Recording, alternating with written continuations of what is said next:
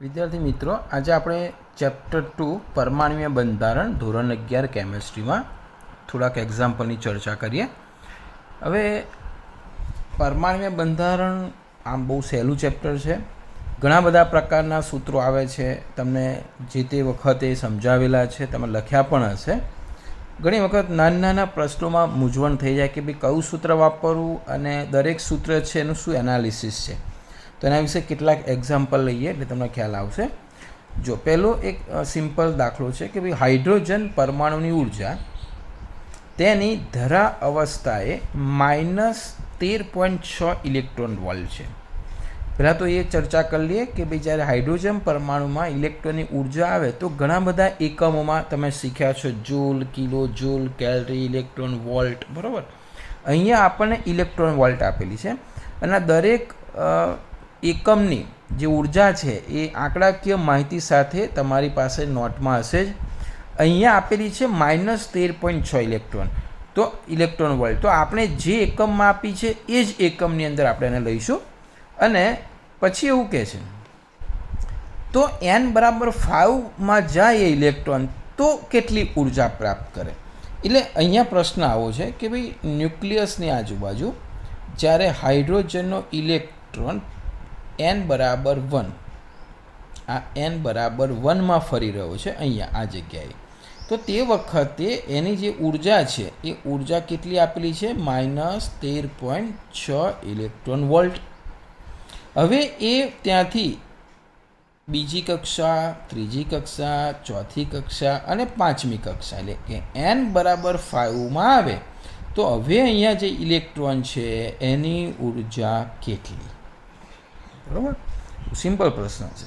તો તમને ખબર છે કે ભાઈ કોઈ પણ હાઇડ્રોજનમાં જે ઇલેક્ટ્રોન છે એની ઉર્જા આપણે E તરીકે લઈએ તો એનું સૂત્ર આપણે શીખી ગયા છે કે -13.6 ઇલેક્ટ્રોન વોલ્ટ હોય તો આપણે આ રીતે લઈશું ×1/n². માઇનસ કેમ છે એ પણ તમને ખબર છે, એટલે આપણે તો ખાલી અહીંયા n જ મૂકવાનો છે. તો આનો આન્સર -13.6 ×1/n², એટલે n કેટલા છે? 5 છે. તો 5નો વર્ગ અહીંયા કેટલો આવશે? 25 આવશે, બરાબર. તો અહીંયા તમે એનું સાદુરૂપ આપશો તો -0.544 ઇલેક્ટ્રોન વોલ્ટ આવશે. હવે જેમ જેમ આપણે શીખ્યા કે કેન્દ્રથી ઇલેક્ટ્રોન જેમ જેમ દૂર જાય તેમ ઉર્જા શું થાય? વધે. અહીંયા કેટલી હતી? -13.6 હતી, પરંતુ જે પાંચમી કક્ષામાં જાય તો જો આના કરતાં આ વધી માઇનસમાં આંકડો જેમ ઘટે તેમ વધે એવું કહેવાય. એટલે એમ કરતાં અનંત ઇન્ફિનિટી હોય તો શું થઈ જાય? શૂન્ય થઈ જાય, બરાબર. કારણ કે ઇન્ફિનિટી હોય એટલે આપણે અહીંયા શું લખીએ? 1/n², અને ઇન્ફિનિટીનો સ્ક્વેર, બરાબર, એટલે એ શૂન્ય થઈ જાય. તો આ રીતે બહુ સિમ્પલ છે. તમને કોઈપણ પ્રકારમાં કોઈપણ એટલે કે કક્ષામાં ઇલેક્ટ્રોનની ઉર્જા પૂછે તો આ એક સિમ્પલ સૂત્ર યાદ રાખીશું. અચ્છા, હવે ઘણી વખત એવું પણ પૂછે કે ભાઈ ત્રીજામાં અને બીજામાં હોય તો ઉર્જાનો ગુણોત્તર કેટલો? પહેલામાં, છેલ્લામાં, આઠમામાં હોય તો ઉર્જાનો ગુણોત્તર કેટલો? તો એવી રીતના પણ તમને એક્ઝામ્પલ પૂછી શકે, બરાબર. બહુ સિમ્પલ હતો. હવે અહીંયા બીજો એક પ્રશ્ન છે, હાઇડ્રોજન જેવી કઈ જાતિ બોરની કક્ષા માટે હાઇડ્રોજન પરમાણુ જેટલી ત્રિજ્યા ધરાવે? અહીંયા જાતિ કઈ છે સમજાવેલી છે, ઓપ્શન આપેલા છે. ફરીથી પ્રશ્ન સમજો કે હાઇડ્રોજન જેટલી છે, બરાબર, બોરની કક્ષા માટે હાઇડ્રોજન પરમાણુ જેટલી ત્રિજ્યા ધરાવે નીચેનામાંથી કોણ? તો બોરનો નમૂનો આપણે કહ્યું પ્રમાણે 1 ઇલેક્ટ્રોન ધરાવતા દરેક આયન માટે અને હાઇડ્રોજન માટે લાગુ પડે. અહીંયા ઓપ્શન આપેલો છે કે બીજી કક્ષા કોની? Li2+ની, અહીંયા બીજી કક્ષા Be3+ની, અહીંયા હિલિયમ પ્લસની બીજી કક્ષા અને અહીંયા લિથિયમ 2+ની ત્રીજી કક્ષા. તો આમાંથી કોની જે કક્ષા છે એની ત્રિજ્યા કોના જેટલી હોય? હાઇડ્રોજન જેટલી હોય. તો ત્રિજ્યાનું સૂત્ર આપણે શીખી ગયા બે રીતના. એક હાઇડ્રોજન માટેનું સિમ્પલ સૂત્ર શીખી ગયા એંગસ્ટ્રોમમાં, નેનોમીટરમાં આપણે તમને સમજાવ્યું છે, લખેલું છે તમને અચળ સંખ્યા સાથે, બરાબર. ફરી તમે રિમાઇન્ડ કરી દેજો. અને જનરલી આપણે બોરની ત્રિજ્યા શીખ્યા ને એમાં આવું શીખ્યા કે ભાઈ એ જે ત્રિજ્યા છે R ∝ એન સ્ક્વેર, જો આ સૂત્રમાં ઘણી વખત ગડબડ થઈ જાય છે, ધ્યાન રાખજો, એન સ્ક્વેર અપન ઝેડ. ઉર્જા વસ્તુ છે એમાં ઉલટું છે, ઝેડ ઉપર એન નીચે, અહીંયા ત્રિજ્યા છે તો ત્રિજ્યામાં આ પ્રપોર્શનલ એન સ્ક્વેર ઝેડ. એટલે આ સૂત્ર તમારે ખાસ ત્રિજ્યા માટે યાદ રાખીશું. બોર પ્રમાણે કોઈ પણ આયનની જેમાં એક ઇલેક્ટ્રોન હોય એ આયનની ત્રિજ્યા આ રીતે ગણી શકાય. અચળ સંખ્યાની આપણે જરૂર નથી, એટલે R proportional N square upon Z. બરાબર. એટલે આનો મતલબ એવો પણ થાય કે જેમ ઝેડ વધે, પ્રપોર્શનલ વ્યસ્ત પ્રમાણમાં છે, જેમ ઝેડ વધે તેમ ત્રિજ્યા ઘટે. બરાબર. અને જેમ એન વધે તેમ ત્રિજ્યા વધે. બરાબર. ચલો આપણે વાત કરીએ. પહેલાં તો હાઇડ્રોજનની કેટલી છે નક્કી કરવી પડશે. તો હાઇડ્રોજનની ત્રિજ્યા જે છે એ હાઇડ્રોજન માટે વાત કરીએ તો એન સ્ક્વેર, હાઇડ્રોજન માટે એન સ્ક્વેર એટલે એક પહેલી ત્રિજ્યામાં જ છે હાઇડ્રોજન, બરાબર, પહેલી કક્ષામાં જ છે એક, અને એકનો વર્ગ એક, અને ઝેડ હાઇડ્રોજન માટે ઝેડ એક, એટલે કે જવાબ એક આવે. તો આમાંથી કોનો જવાબ એક આવે એની ત્રિજ્યા કેટલી હોય? હાઇડ્રોજન જેટલી હોય. બરાબર. ધારો કે આપણે ઉદાહરણ લઈએ કે ભાઈ N2 ને Li2 પ્લસ. બરાબર. તો ચલો હવે આપણે લઈએ n બરાબર 2 એટલે કે Li2 પ્લસ માટે. તો Li2 પ્લસ માટેની અહીંયા ત્રિજ્યા કેટલી થાય? તો પહેલાં શું છે, એન સ્ક્વેર કયા નંબરની? 2, એટલે 2નો વર્ગ 4. અને Li જે છે એટલે લિથિયમ, હાઇડ્રોજન, હિલિયમ અને લિથિયમ, એટલે એનો ઝેડ કેટલો આવે? 3. તો આ એક થતી નથી, જુઓ આ એક નથી થતી, એટલે કે આ ત્રિજ્યા નહીં હોય. બરાબર. ચલો હવે Be3 પ્લસમાં લઈએ આની ત્રિજ્યા. તો Be3 પ્લસ માટે શું થાય તો જોઈ લઈએ. Be3 પ્લસ માટે ચલો એન પહેલો છે એન સ્ક્વેર, અહીંયા n 2 છે એટલે અહીંયા કેટલા આવશે? 4 આવશે. બરાબર છે. અચ્છા, પછી Be એટલે Beનો ઝેડ કેટલો છે? 4. તો જવાબ કેટલો આવ્યો? 1. એનો મતલબ આન્સર શું આવશે? Be, એટલે આ આન્સર આવશે આપણો. આગળ જવાની જરૂર નથી. ક્લિયર થઈ ગયો? એટલે કોઈ પણ જ્યારે તમે ત્રિજ્યા પૂછે તો ત્રિજ્યાનું સૂત્ર આવી રીતે યાદ રાખીશું, અને પર્ટિક્યુલર આંકડાકીય માહિતી પૂછે તો તમને સૂત્ર સમજાવેલું છે. તો આ ત્રિજ્યાના એક્ઝામ્પલ આ રીતે પૂછાય છે. બીજો એક આવનારનો પ્રશ્ન લે. બોરના નિયમ અનુસાર 5મી કક્ષાના ઇલેક્ટ્રોનનું કોણીય વેગમાન કેટલું? જો સમજો, કોણીય વેગમાન માટે તમે એક સૂત્ર શીખી ગયા છો. બોરના નિયમના જે સૂત્ર છે બધા જ ઇમ્પોર્ટન્ટ છે, એમને જે અભિધારણાઓ આપી એ પ્રમાણે. હવે કોણીય વેગમાનનું સૂત્ર શું છે તો તમે શીખી ગયા કે કોણીય વેગમાન mvr. બરાબર, મારો વારો યાદ રાખી શકાય. તો શું હતું તો કે n × h/2π, જેમાં n પોતે પૂર્ણાંક સંખ્યા છે. આપણે અભિધારણામાં શીખ્યા હતા.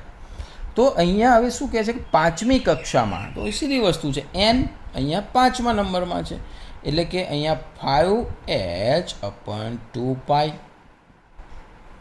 બરાબર. અને 5h/2π એટલે અહીંયા સાદુરૂપ આપીએ 5ના અડધા. બરાબર. 2.5 h/π. કોઈક વખત 22 સત્તાંશની કિંમતનો ઉપયોગ કરીને હોય, બરાબર, તો 22 સત્તાંશ અહીંયા કિંમત મૂકીને પછી સાદુરૂપ આપવાનું, પણ લગભગ એટલું મોટું સાદુરૂપ પૂછાતું નથી. એટલે આ છે કોણીય વેગમાનનું સૂત્ર. ચલો હવે શું કહે છે જુઓ આગળનું એક્ઝામ્પલ કે ભાઈ ધરા અવસ્થા, એટલે કે જ્યાં ઇલેક્ટ્રોન પોતે ફરી રહ્યો છે તે ધરા અવસ્થામાંથી હાઇડ્રોજન પરમાણુનો દ્વિતીય ઉત્તેજિત, હાઇડ્રોજન પરમાણુને દ્વિતીય ઉત્તેજિત અવસ્થા પ્રાપ્ત કરવી હોય તો કેટલી ઉર્જાની જરૂર પડે? હા, સમજો શું કહેવા માગે છે. અહીંયા એવું કહે છે કે ભાઈ હાઇડ્રોજન જે છે એમાં એની ધરાવસ્થામાં ઇલેક્ટ્રોન પ્રાપ્ત કરેલો છે, એની ધરાવસ્થામાં. હવે એને દ્વિતીય ઉત્તેજિત અવસ્થા, જો આમાં ઘણી વખત ગડબડ થાય છે, ધ્યાન રાખજો. આ શું છે સમજાવું તમને. ઇલેક્ટ્રોન જ્યારે અહીંથી આ કક્ષામાં આવે બીજી નંબરની, એટલે આ કંઈ n બરાબર 1, n બરાબર 2, n બરાબર 3, n બરાબર 4, અહીંથી અહીંયા આવે ને એટલે આ પ્રથમ ઉત્તેજિત અવસ્થા થઈ. અને ક્યારે? n1માંથી n2 આવે, યાદ રાખજો. 2માંથી જ્યારે 3માં આવે ત્યારે દ્વિતીય થઈ, એટલે આ ફર્સ્ટ થઈ, આ સેકન્ડ થઈ. 3માંથી ચોથામાં આવે ત્યારે તૃતીય થઈ. એટલે અહીંયા આપણને શું કહ્યું છે? દ્વિતીય ઉત્તેજિત અવસ્થા, એટલે કે દ્વિતીય ઉત્તેજિત અવસ્થામાં માટે n બરાબર 1 આ ધરા અવસ્થા થઈ, એમાંથી એને ક્યાં જવાનું? દ્વિતીય અવસ્થા એટલે આ 1 અને આ 2, આ બીજા નંબરની અવસ્થા. એટલે કયા નંબરમાં આવવાનું ને? 3. એટલે કે અહીંયા લખવાના 3. એટલે આપણને એવું પૂછેલું છે કે n બરાબર 1માંથી n બરાબર 3માં આવે તો આ અવસ્થા પ્રાપ્ત કરવા માટે એને કેટલી ઉર્જાની જરૂર પડે? કારણ કે ઇલેક્ટ્રોન અહીંયાથી અહીંયા ક્યારે જાય? જ્યારે એને બહારથી કોઈ ઉર્જા મળે ત્યારે. તો કેટલી ઉર્જાની જરૂર પડે એવો અહીંયા પ્રશ્ન પૂછેલો છે, બરાબર. તો બહુ સીધી વસ્તુ છે કે ઉર્જાના તફાવત જેટલી ઉર્જામાં જરૂર પડે એનો. તો દ્વિતીય માટે આપણે લખેલું છે કે 1માંથી 3માં જવાનું, બરાબર. તો n બરાબર 1 અને 3 એટલે કુલ ઉર્જાનો તફાવત પૂછેલો છે. ડેલ્ટા E બરાબર E3 માઇનસ E1 અને જવાબ પ્લસમાં જ આવે કારણ કે એને ઉર્જા મેળવવાની છે, બરાબર. આ બાજુ જાય તો માઇનસમાં આવે, ઉર્જા ગુમાવે. તો delta E is equal to E3 minus E1 એટલે કે ત્રીજા નંબરમાં જે ઉર્જા હોય એમાંથી પહેલા નંબરની ઉર્જા શું કરવાની? બાદ કરવાની. તો આપણે ઇલેક્ટ્રોન વોલ્ટમાં ગણીએ તો સીધી વસ્તુ છે. ત્રીજા નંબર અને પહેલા નંબરમાં આપણું જે સૂત્ર મૂક્યું અમને યાદ હોય તો કયા નંબરની કક્ષામાં, બરાબર. તો આપણે આવું શીખ્યા હતા જો કે જો આ સૂત્ર ફરી યાદ કરાવી દો કે E જે છે એ કે એનું સૂત્ર શું લખ્યા હતા? -13.6 ઇલેક્ટ્રોન વોલ્ટ 1/n². એવું યાદ હશે, બરાબર. તો અહીંયા જુઓ E3 માઇનસ E1. તો આનું સૂત્ર આવું લખાય કે ભાઈ -13.6 ઇલેક્ટ્રોન વોલ્ટ ઇન્ટુ 1/n². હવે આ ત્રીજા નંબરમાં છે એટલે અહીંયા આગળ શું લખાશે? 9 લખાશે, બરાબર. E3 પછી એમાંથી માઇનસ કરવાના છે તો માઇનસ પછી અહીંયા આવશે ફરી -13.6, રાઈટ. અને 13.6 ઇન્ટુ હવે કયા નંબરમાં? પહેલા નંબરમાં એટલે 1નો વર્ગ 1. ક્લિયર? આવું સૂત્ર થશે ને. આ E3 થયા, 3નો વર્ગ મેં ડાયરેક્ટ લખેલો છે. આ 1નો વર્ગ.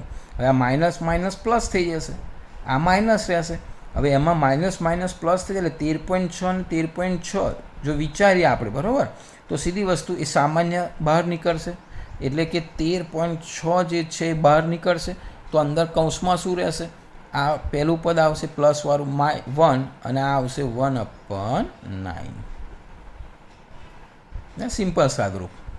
અને આના તમે કેલ્ક્યુલેશન કરશો તો એનો જવાબ આવશે 12.08 ઇલેક્ટ્રોન વોલ્ટ. આટલી ઉર્જાની એને જરૂર પડે, બરાબર. બહુ સિમ્પલ વસ્તુ છે. એવું તમારે તૈયારી કરવાનું કે ધારો કે ભાઈ ચોથી અવસ્થા તો 1માંથી 5માં જાય, યાદ રાખજો. એવી રીતે આમાંથી આમાં આવે, આમાંથી આવે તો 2-4 વખત તમે ગણતરી કરી નાખશો એટલે તમને ક્લિયર થઈ જશે કે ભાઈ ઉર્જાનો તફાવત કેટલો આવે. એટલે આટલો તફાવત આવે એનો મતલબ એટલી ઉર્જા એને શું કરવાની? ત્યાં ઉપર જોઈશું, બરાબર. તમે એને થોડીક લોંગ રીત પણ એવું કરી શકો કે સૌથી પહેલાં તમે 3માં હોય એ રીતે ઉર્જા ગણો, પછી પહેલામાં હોય એ રીતે ઉર્જા ગણો, પછી એ સંખ્યામાંથી આ સંખ્યા બાદ કરો તો પણ આવશે. પણ આ સિમ્પલ છે, બરાબર, શોર્ટ રીતમાં. ચલો હવે જુઓ આગળનું એક્ઝામ્પલ. સમાન વેગ ધરાવતા કયા કણની ધ બ્રોગલી તરંગ લંબાઈ સૌથી નાની છે? વેગ સમાન છે અને તમને પૂછે છે કે નીચેના જે ઓપ્શન આપેલા છે પોઝિટ્રોન, ફોટોન, આલ્ફા અને ન્યુટ્રોન, એમાં ધ બ્રોગલી તરંગ લંબાઈ સૌથી નાની કોની છે? હવે ધ બ્રોગલી તરંગ લંબાઈ આવે એટલે મેં તમને શીખવાડ્યું હતું કે લે અથવા તો લાય હવે મારો વારો. આવું શીખ્યા હતા ને?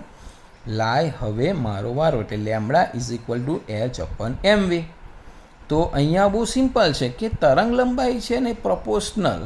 હવે આ બધા છે એનો વેગ સરખો છે એટલે આ h તો અચળ છે, વેગ પણ અચળ થઈ ગયો સરખો. એટલે એનો મતલબ હવે કોના ઉપર આધારિત રહ્યું?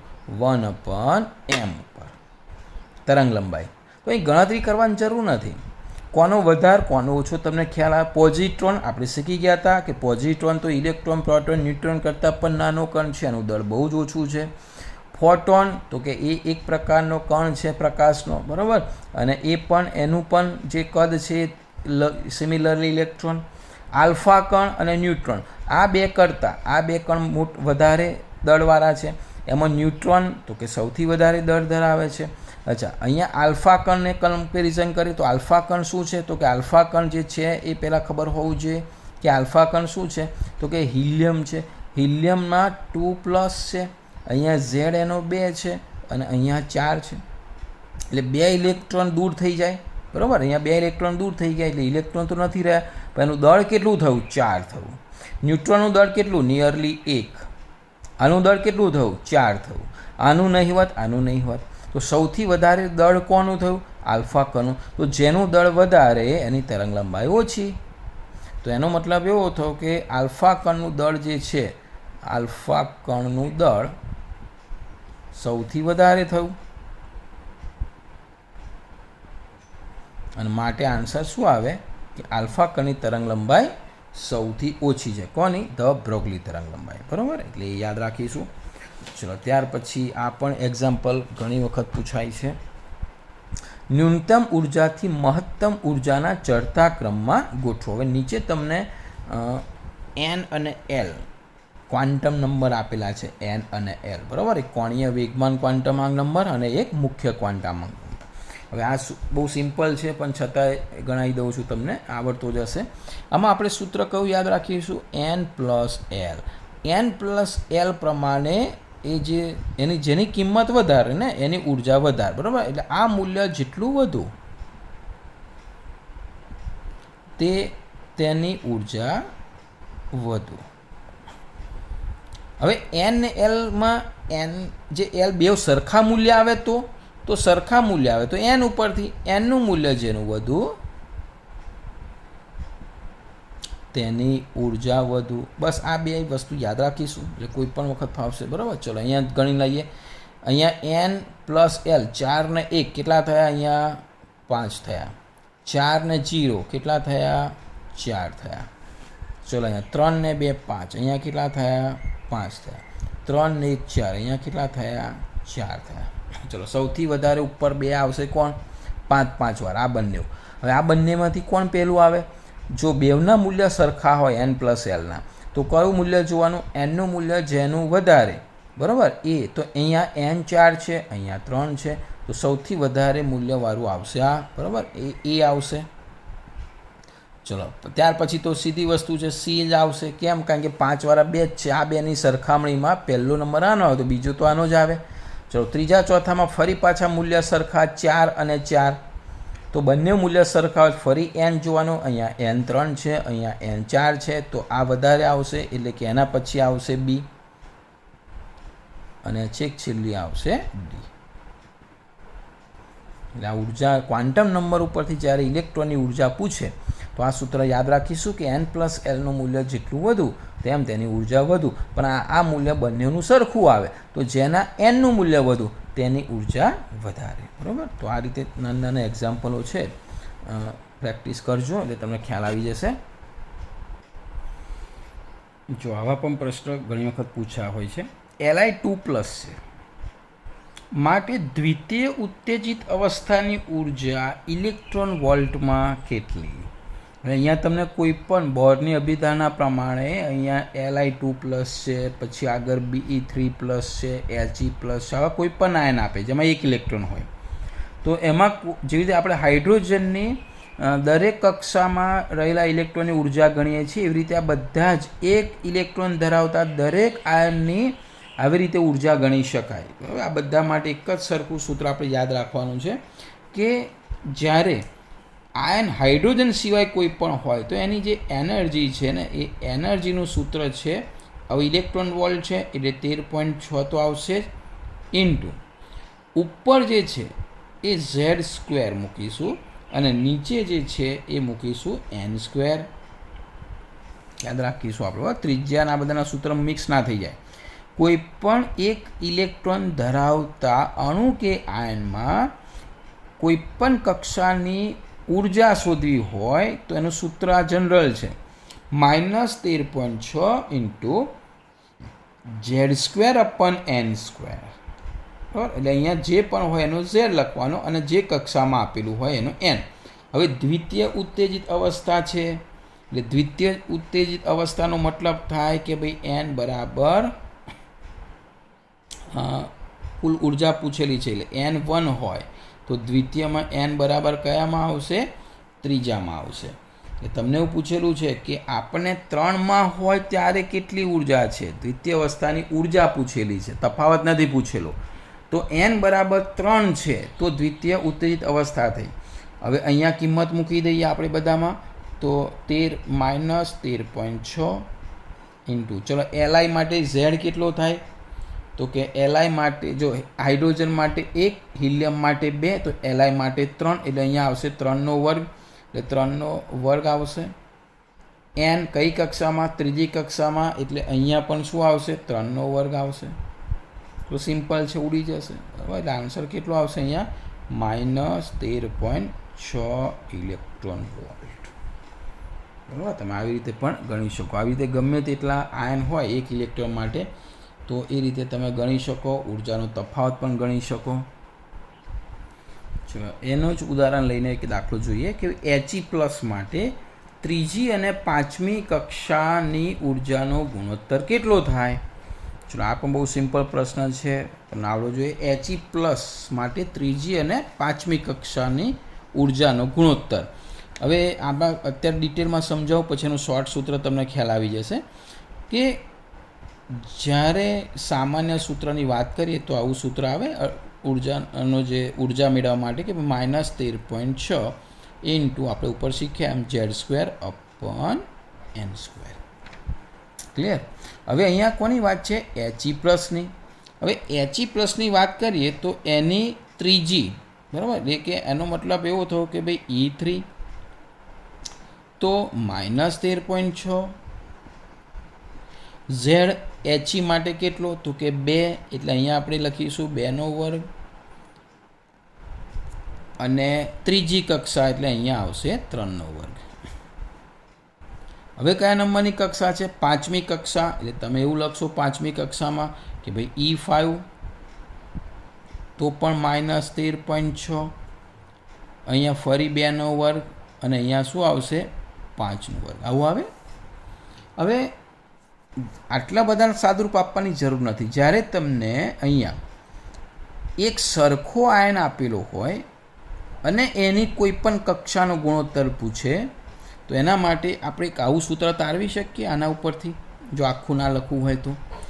કે જનરલી એવું બને કે આ બંનેનો મારે ગુણોત્તર લેવો છે, કયો, E3/E5, તો આવું લઈ શકું. જુઓ E3/E5. હવે અહીંયા હું ગુણોત્તર લેવા જઈશ ને તો આ છેદ ઉડી જશે, પછી 2² ઉડી જશે, આ છેદમાં છેદ ઉપર જશે, અને આ નીચે, આ ટૂંકમાં રહેશે શું ખબર છે, ખાલી n રહેશે, કારણ કે n બદલાય છે. અહીંયા n3 છે, અહીંયા n5 છે, એટલે બહુ સીધી વસ્તુ છે. આ જે છેદમાં છે ને એનો n ઉપર આવશે, જુઓ n², અને આનો n, એટલે આપણે વાત કરીએ તો સીધી વસ્તુ છે. ચલો n5 લખીએ તો તમને વધારે ખ્યાલ આવશે, અને આ n3 નીચે આવશે.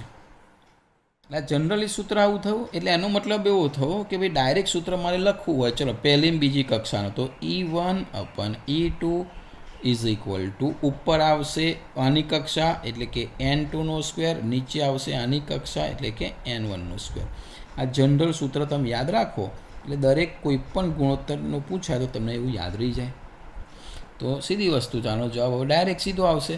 n પાંચમી કક્ષા એટલે 5નો વર્ગ, ઉપર આવશે 25, અને 3નો વર્ગ એટલે કે 9, એટલે આવશે 25/9. બરાબર, આ એનો ગુણોત્તર થયો. એટલે કે એવું કહેવાય કે 25/9. આ રીતે તમે એને યાદ રાખી શકશો. બરાબર.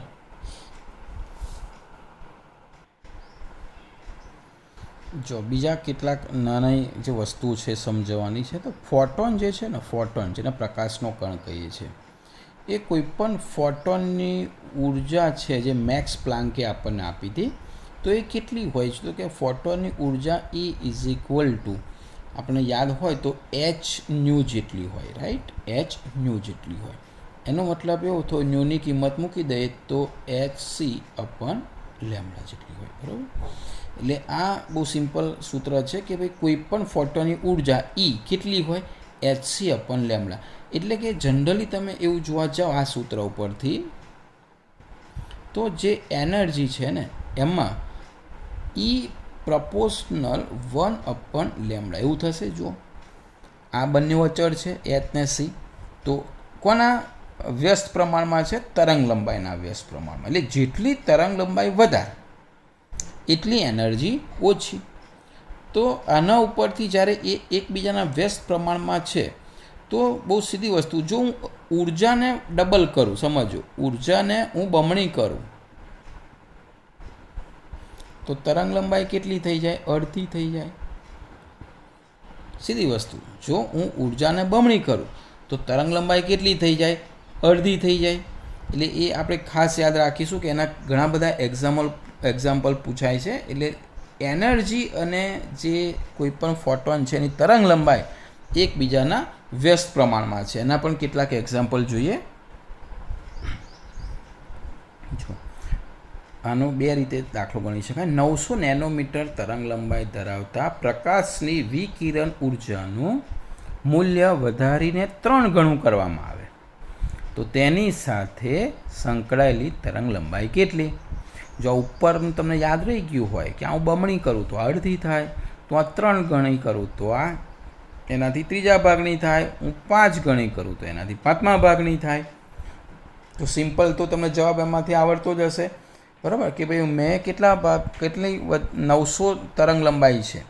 હવે એ વખતે જેને એનર્જી છે એના કરતાં એ એનર્જીને હું 3 ગણી વધારું તો આ કેટલું થશે? એનાથી 3 ગણી ઓછી થશે.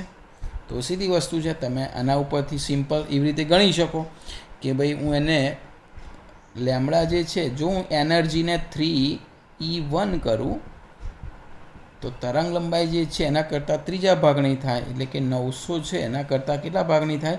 ત્રીજા ભાગની થાય. એટલે આન્સર કેટલો આવશે? 300 નેનોમીટર.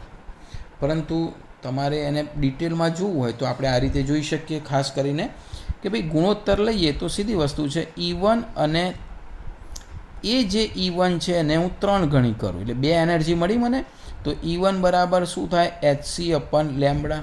અને 1 રાખીએ. અહીંયા HC અપન 3 ગણી છે એટલે આને આપણે લેમડા 3 રાખીએ એટલે આપણને ખબર પડે, બરાબર? ચલો, આ રીતનું સૂત્ર થયું. હવે હું બંનેનો ગુણોત્તર લઉં, જો શું થશે. તો ગુણોત્તર લઉં તો સીધી વસ્તુ E1 અપન 3E1 આવશે. તો E1 અપન 3E1 આવશે તો પહેલાં હું અહીંયા લઈશ HC, એની નીચે લેમડા 1 નીચે લઈશ. ચલો, અહીંયા ફરી હું લઈશ HC અને અહીંયા ઉપર શું આવશે? લેમડા 3 આવશે. તો આ રીતે સૂત્ર બનશે. HC બંનેમાં ઉડી જશે તો સીધો ગુણોત્તર શું આવ્યો? લેમડા 3 અપન લેમડા 1, બરાબર? તો અહીંયા હવે આ E1 એ ઉડી જશે એટલે એનો મતલબ એવો થયો કે 1 અપન 3 is equal to lambda 3 અપન lambda 1, બરાબર? તો હવે લેમડા 1 જે છે એ આપેલા છે કેટલા? અહીંયા 900 આપેલા છે એટલે આનો મતલબ એવો થયો 1 અપન 3 ઇઝ ઇક્વલ ટુ લેમડા 3 અપન 900. તો હું લેમડા 3ને સૂત્ર કરતાં બનાવું ક્લાસમાં, બરાબર? તો સીધી વસ્તુ છે 900 ભાગ્યા કેટલા આવશે? 3 આવશે. એટલે એ કેવી રીતે આવ્યું આ તો ડાયરેક્ટ આ યાદ રાખશો તો પણ ચાલશે. અને આવી રીતે કેવી રીતે ગુણોત્તર આવ્યો, બરાબર, એ ડિટેલમાં મેં લખેલો છે એટલે એ પણ તમને ખ્યાલ આવશે. ઓકે, જો અહીંયા એનાથી થોડુંક વિરુદ્ધ પણ પૂછાય કે હવે તમને તરંગ લંબાઈ 2 આપેલી છે અને એ તરંગ લંબાઈ ધરાવતા વિકિરણોની ઉર્જા આપેલી છે. એટલે કે આના માટે E1 અને આના માટે E2. તો E1 ને E2નો શું સંબંધ થાય? તો આપણે આ જે શીખ્યા ને એ જ વસ્તુ છે. જો હું આ બમણી કરું તો અડધી થાય. તો બહુ સીધી વસ્તુ છે કે આ હું ડબલ કરું તો અહીંયા શું થાય? ક્લિયર થઈ ગયું? આને નાને બેન એકબીજાનો જે સંબંધ છે એના ઉપરથી તમને ખ્યાલ આવી જશે કે એકબીજાના વ્યસ્ત પ્રમાણમાં છે. ચલો, એવું ના ખબર પડે તો લેમડા અહીંયા લઈ લો, E અહીંયા લઈ લો, બરાબર? તો તમને ક્લિયર થઈ જશે કે આ અડધી હોય તો આ બમણી થાય. તો હવે જો લેમડા હું અહીંયા લઈ લઉં ને E અહીંયા લઈ લઉં તો સેમ પાછો સંબંધ થવાનો. હું આ બમણી કરું તો અડધી થાય. ક્લિયર? એટલે જો ઉર્જા બમણી થાય તો લેમડા અડધો થાય. તો બહુ સીધી વસ્તુ છે કે તમારે જ્યારે જોવું હોય કે E1 અને E2નો સંબંધ તો અહીંયા જુઓ, અહીંયા તમારે લેમડા 1 જે છે ને એ કેટલો છે? 3000 એંગસ્ટ્રોમ, બરાબર? અને મીટરમાં ફેરવાની જરૂર નથી. તો તે વખતે એની E1 છે ઉર્જા. અહીંયા હું લઈ લઉં લેમડા 2 કેટલા? 6000. તો તે વખતે એની એનર્જી કેટલી છે? E2. તો આપણને ખબર છે કે સંબંધ એકબીજાનો કેવો છે ભાઈ વ્યસ્ત ઉપરના પ્રમાણે ગણતરી કરીને પણ કરી શકશો બરાબર, પણ ડાયરેક્ટ તમને આવડવું જોઈએ કે ઈ પ્રપોર્શનલ 1/λ હોવાથી સીધો સંબંધ એમનું શું થઈ જશે કે ભાઈ E1 જે છે એ E1 કેટલા ગણો થઈ જશે, એટલે E1 જે છે ને એ E2 કરતાં ડબલ થઈ જશે. ફરી સમજાવો, એટલે કે E2 અડધો થઈ જાય, બહુ સીધી વસ્તુ છે. જો આ 3000 છે, આ 6000 છે, આના માટે આ E1 છે, આના માટે આ E2 છે. હવે મેં શું કર્યું, અહીંયા ડબલ કર્યા એટલે અડધા થાય. E1 કરતાં કેટલા થાય, અડધા થાય. એટલે અહીંયા એને એ રીતે લખો ને, E1 કરતાં અડધા, તો પણ ખબર પડે કે ભાઈ E1 કરતાં અડધા કોણ થશે, E2 થશે. પણ આપણે અહીંયા E1 પૂછેલું છે એટલે 2 અહીંયા E2 જોડ જશે, એટલે સંબંધ શું થશે, 2E2. હા બરાબર, જોઈ લેજો. અને આ ઉપર રીતે તમારે ગણવું હોય આ રીતે તો પણ તમને પ્રોપરલી એનો સંબંધ મળી જશે. આપણે આ કેવો સંબંધ મળ્યો એવો તમને એનો સંબંધ મળી જશે. તો આવી રીતે પણ દાખલા પૂછાય છે.